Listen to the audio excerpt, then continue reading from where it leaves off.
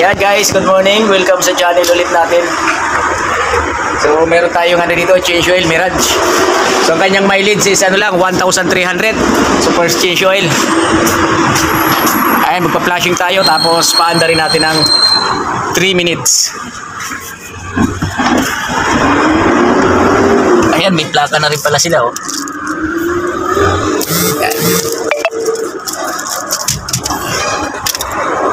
Ayan o, 1.3. Mas maganda. So ayun, start natin mga boss. Yan. So ito yung loob ni Mirage, bagong bago. Sana magkaroon din tayo ng ganito balang araw. Isang Mirage na bago. Hindi pala sir push button Dalawang klase ba ito? Push button tsaka susi? Nilabas lang itong 2024 ata ito eh. Mas maganda nga itong di susi. Susi na. Pero yung mga luma, yun ang push button. Yung luma pala? Kaya parang pangit yun eh. Mas maganda itong di Pre, paso yun ako pakabit na yan, bagong plate. Sige sir. Buti may bago ng plate number. Isang taon lang ho ba? Ay, wala pa itong taon. Kasi 1,300 lang. Hindi rin ako magamit. Maganda ang Mirage Babayang mayari. Ha? Babayang mayari. Anong motor nakuha? Si madam?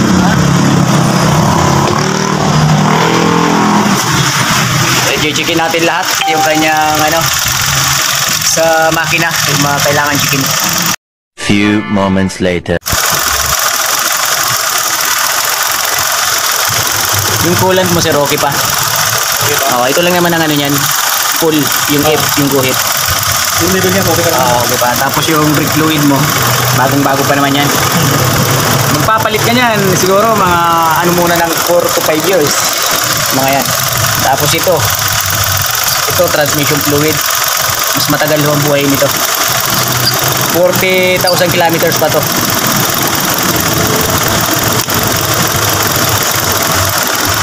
Kasi ito filter. Hanginan lang natin yan. Bago pa yan. Tapos yung aircon filter. Ito sir yung filter ng aircon. Nandito mo siya makikita ha. Ito. Baba mo lang ito. Alam mo na ba ito? Hilahin mo lang to pag ganito. Ayan. Tapos ito mayroon siyang lakpas sa loob. Ayan. Ipindutin mo lang, angat na yan. Isuksok kaya siya, isusuksok mo muna at maputol yung dulo. Gaganon mo lang muna yan. Tapos ito siya. Aircon filter or cabin filter. Yan. Yung paglagay niyan, malaging pahaba siyang ganyan. Tingitin. Hangin na lang natin, bago pa naman. Kasi itong napapalitan din to? Oo. Mayroon nabibili ng mga ganito. Pero dapat pag pinalitan mo, yun talagang maitim na talaga siya. Tapos baguhan na natin ang plate number. So ito may plate number na rin.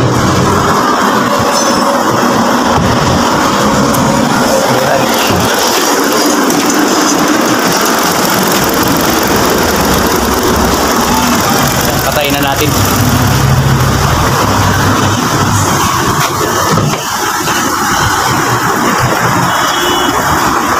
Ayan guys, yung kanyang mileage. Ayan, 1,300 yung kanyang milyahe. So dito na kagad sa ating pinagawa mga boss. First change oil ni Mirage. Yeah.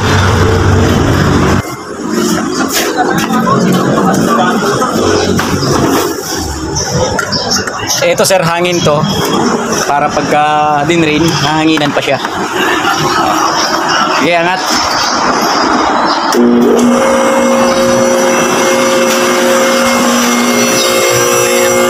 So guys, dito lang tayo sa Shell Kawit.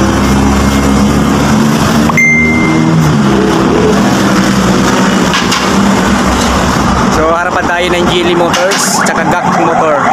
Geely tsaka GAC. So dito tayo sa highway. Ayan. Shell Kawit Centennial tayo.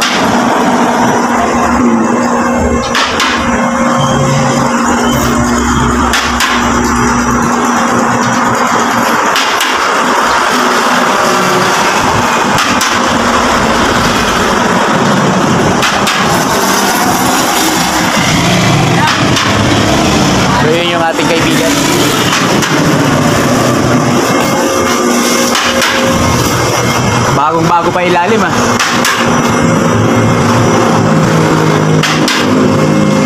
Ilang buwan na ito, sir? Wala.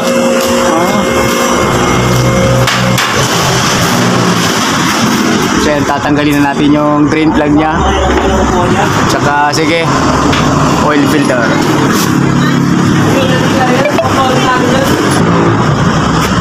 So ayan guys, i-drain na natin.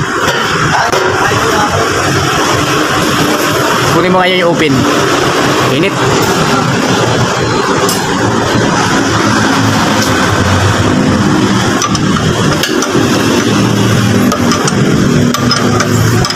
First change oil.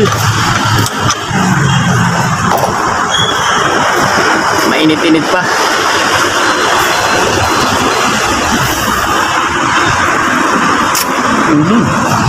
Kahit isa rin, no? Medyo. Dapat yan 1,000 lang eh. Okay lang yan. First change oil pa naman, di ba? Tapos yung oil filter dito sa taas.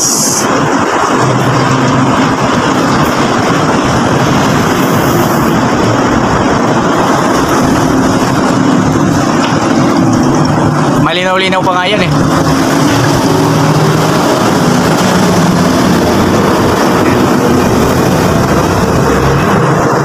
Yung oil filter. So ito mga kaibigan, luluagan na natin yung oil filter. So ganun pa rin talaga ang posisyon niya ni Mirage. Walang pagbabago, nasa sulok. Ang pagbabago lang sa kanya ay brand new para doon sa iba.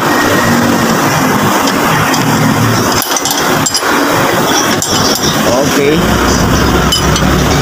luagan na natin.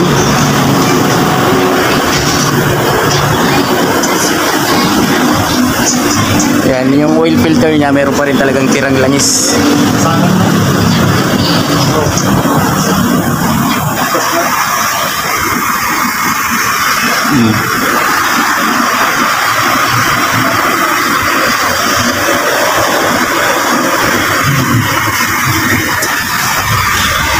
So yan, yung brake pad bagong-bago pa.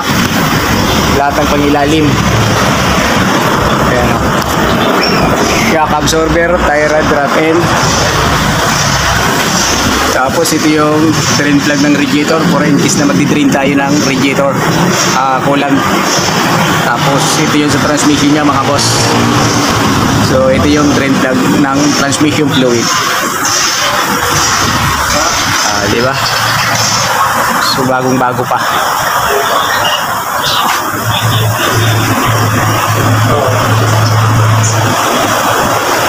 Tanggalin na natin yung oil filter para makita natin yung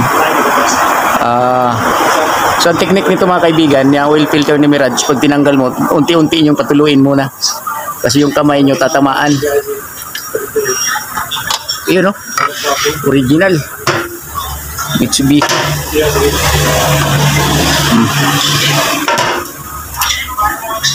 Init.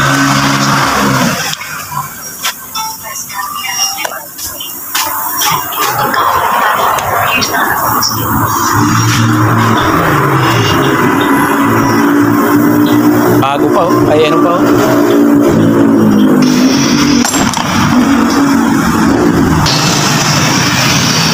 So ito yung oil filter na ipapalit natin. Ayan o, 806 na big. So parehas lang yan mga boss ah. Maliit lang siya ng konti. Every change oil nga pala, palit talaga ng oil filter. Kasama sa ano yan, change oil. Siya yung tagasala ng latak ng langis. Ito, bagong-bago. So big brand. Ang ilalim.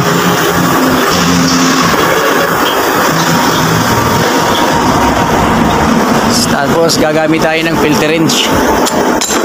Doon na tayo sa maliit.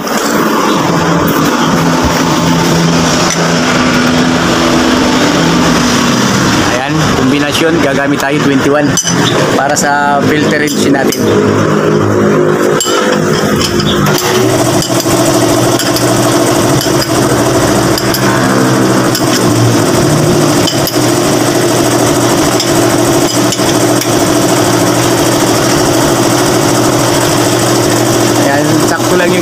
natin ito mga boss ha. Huwag natin hipitan ng todo.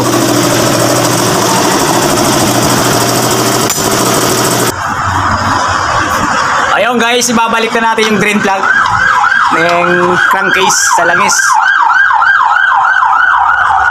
Kasi wala na siya natulo.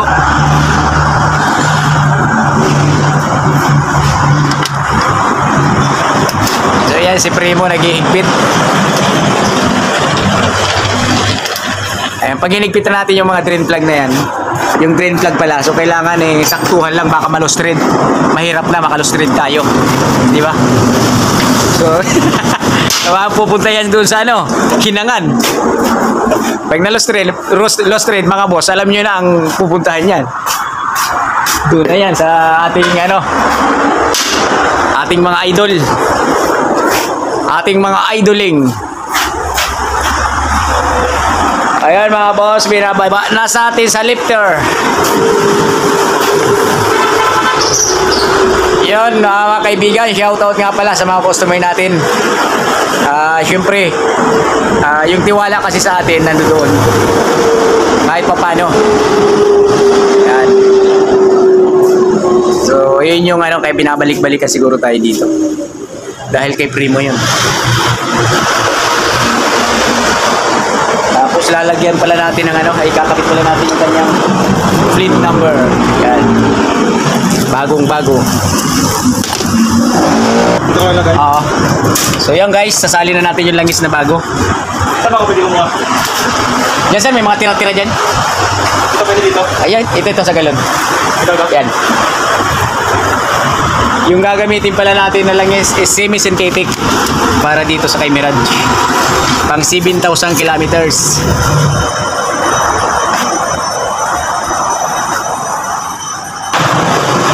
Okay guys, sasalin na natin ng langis. Huwag na tayong gumamit ng imbudo, tatapon pa.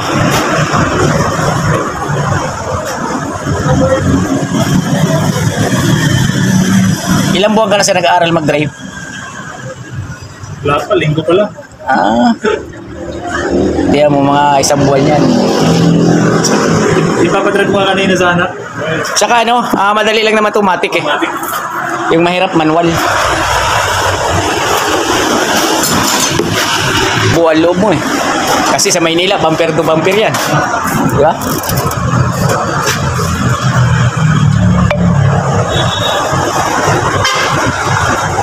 Ito sir, ang capacity nito, 3 liters lang ha. Oo. Yung kanyang langis.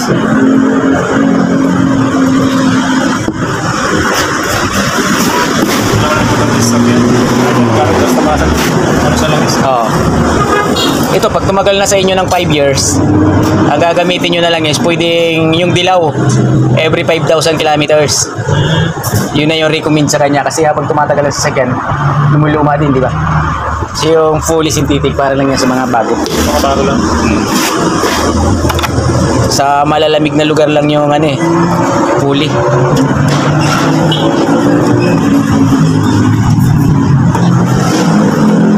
So ito, babalik na natin yung kanyang aircon filter.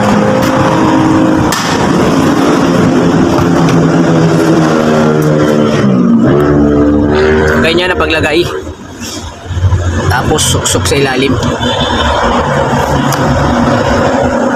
Ito kasi sir yung yan, blower. Oo. Yung nagbibigay ng hangin. Tapos yung takip, yan susuksok mo sa dulo. Yung dalawang dyan. Taring ito. Yan. Yan.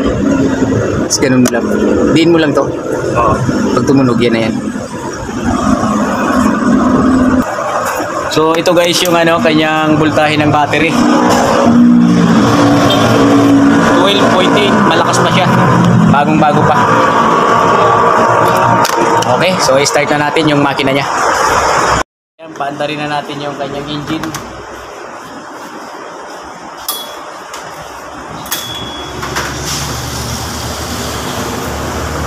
Para masukat na natin yung langis kung hanggang saan.